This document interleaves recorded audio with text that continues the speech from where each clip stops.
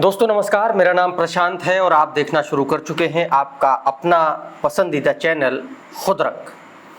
खुदरंग पर साथियों एक बड़ी खबर है, बहुजन समाज पार्टी से जुड़ी हुई खबर है। और ख़बर ये है कि एक तरफ जहां हरियाणा में विधानसभा चुनाव को लेकर के बहुजन समाज पार्टी सक्रियता से काम कर रही है, कैंडिडेट के फाइनलाइजेशन पर काम चल रहा है, बागियों पर नज़र है। एक तरफ जहां जम्मू कश्मीर में 19 कैंडिडेट की लिस्ट अभी तक जारी हो चुकी है, 4 कैंडिडेट बसपा के हरियाणा में जारी हो चुकी है लिस्ट।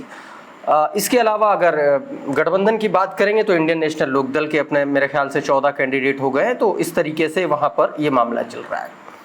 लेकिन साथियों आज बात इस पर नहीं करेंगे, बात आज करेंगे उत्तर प्रदेश के विधानसभा उपचुनावों की, और उनसे जुड़ा एक बहुत बड़ा अपडेट है। बहुजन समाज पार्टी में एक बहुत बड़ा फेरबदल हुआ है उत्तर प्रदेश में। मुझे नहीं पता कि कितने चैनल इस खबर को कवर कर पाए हैं या नहीं कर पाए हैं, लेकिन ये बात तय है कि आने वाले चुनाव में बहुजन समाज पार्टी उत्तर प्रदेश के विधानसभा उपचुनाव को लेकर के बहुत तेज़ी से काम कर रही है। अंदर ही अंदर बहुजन समाज पार्टी इसको लेकर के काम कर रही है। आपको पता है कि अभी 3 दिन पहले आकाश आनंद, जिनके पास हरियाणा, दिल्ली और तमाम सारे राज्यों का प्रभार है, वो अचानक से राजस्थान के दौरे पर निकल गए और जयपुर में देखे गए। मेरे सोर्सेज ये कहते हैं कि राजस्थान जाने का आकाश आनंद का जो सबसे प्रमुख कारण है, वो आकाश आनंद अभी जो राजस्थान में 6 सीटों पर जो वहाँ पर भी विधानसभा का उपचुनाव है, उसको लेकर के आकाश आनंद का ये दौरा बहुत महत्वपूर्ण था। और साथ में आप देखेंगे तो राजस्थान में हाल फिलहाल में पंचायत चुनाव भी होने, और किसी भी राज्य में पंचायत चुनाव जब होते हैं तो ये किसी भी पार्टी के संगठन को खड़ा करने का सबसे सही और अच्छा मौका होता है, और उसको आकाश आनंद जाने नहीं देना चाहते। वैसे राजस्थान का जो प्रभार है वो अशोक सिद्धार्थ के पास में है, वो देख रहे हैं, लेकिन आकाश आनंद का जाना ये खबर चौंकाती है।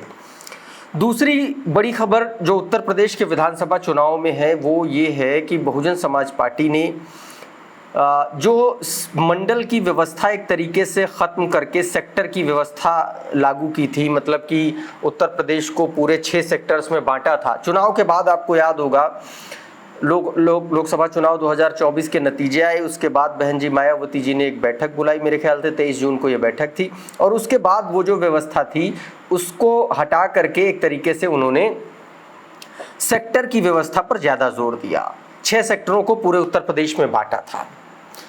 यूपी विधानसभा के उपचुनाव को लेकर के कहा जा रहा था कि इसमें एक रणनीति के तहत बहन कुमारी मायावती जी ने बड़ा बदलाव किया है।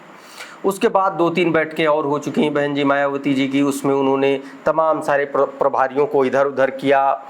बहुत सारे ऐसे पदाधिकारी थे जिन पर गाज गिरी, जिनको बहन जी के गुस्से का शिकार होना पड़ा और उनको इधर उधर फेंका गया।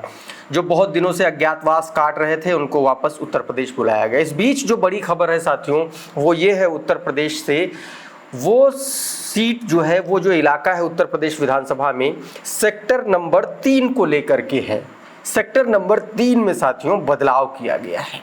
क्या कुछ बदलाव किया गया है ये मैं आपको बताऊंगा। इसके अलावा आपको बताऊंगा विधानसभा के उपचुनाव में सीसामऊ सीट से बहुजन समाज पार्टी ने अपना कैंडिडेट लगभग बदल दिया है। दोनों बातें बताऊंगा। सबसे पहले क्या बदलाव किया गया है एक सेक्टर में, उसके बारे में बताता हूं साथियों। तो कुल मिलाकर के बात यह है कि आज ये जो कि जब मैं आपसे ये बात कर रहा हूं तो इससे एक दिन पहले यानी कि रविवार की शाम को ये फैसला बहन कुमारी मायावती जी ने लिया, जिसमें ये कहा गया कि जो सेक्टर 3 है उसमें बड़ा बदलाव किया गया है। और बदलाव ये है कि जो सेक्टर नंबर 3 था जिसमें कानपुर, झांसी और लखनऊ मंडल अब होंगे, ये बड़ा बदलाव हुआ है साथियों। यानी कि अभी तक जो सेक्टर नंबर 3 था उसमें चित्रकूट, कानपुर और झांसी, माफ़ कीजिएगा, हाँ, अभी तक जो सेक्टर नंबर 3 था उसमें चित्रकूट, कानपुर और झांसी मंडल थे, लेकिन अब सेक्टर नंबर 3 में कानपुर, झांसी और लखनऊ मंडल होंगे। यानी कि आप ये देखेंगे कि कानपुर, झांसी, लखनऊ मंडल को मिला करके ये नया सेक्टर तैयार किया गया है, और जो पुराना सेक्टर था उसमें चित्रकूट, कानपुर और झांसी थे। यानी कि कानपुर को हटा करके लखनऊ उसमें रख दिया गया और कानपुर को दूसरे मंडल में शामिल किया गया है साथियों। इसके अलावा आप देखेंगे कि बस जो नया जो सेक्टर बना है उसके जो प्रभारी बनाए गए हैं वो घनश्याम खरवार को बनाया गया है। घनश्याम खरवार इस नया जो सेक्टर बना है, यानी कि अब सेक्टर्स की संख्या 7 हो जाएगी इसी के साथ। तो जो नया सेक्टर बना है उसके प्रभारी घनश्याम खरवार होंगे। इसके साथ ही प्रवेश कुरील, शमशुद्दीन राइन और अखिलेश अंबेडकर भी उनका साथ देंगे, यानी कि इस सेक्टर की जिम्मेदारी संभालेंगे। मुख्य तौर पर घनश्याम खरवार संभालेंगे और उसके उनके साथ में प्रवेश कुरील रहेंगे, शमशुद्दीन राइन रहेंगे, अखिलेश अंबेडकर रहेंगे। ये 4 लोग मिलकर के लखनऊ, झांसी और आप ये कहते हैं कि लखनऊ, झांसी और चित्रकूट, ये 3 जो मंडल हैं इनकी जिम्मेदारी संभालेंगे साथियों। इसके साथ ही मैं बताऊं कि प्रवेश कुरील जो कि एक तरीके से उनकी संगठन में उनका प्रमोशन माना गया है, क्योंकि पहले वो मंडल प्रभारी थी, अब सीधे तौर पर उनको सेक्टर में डाला गया है।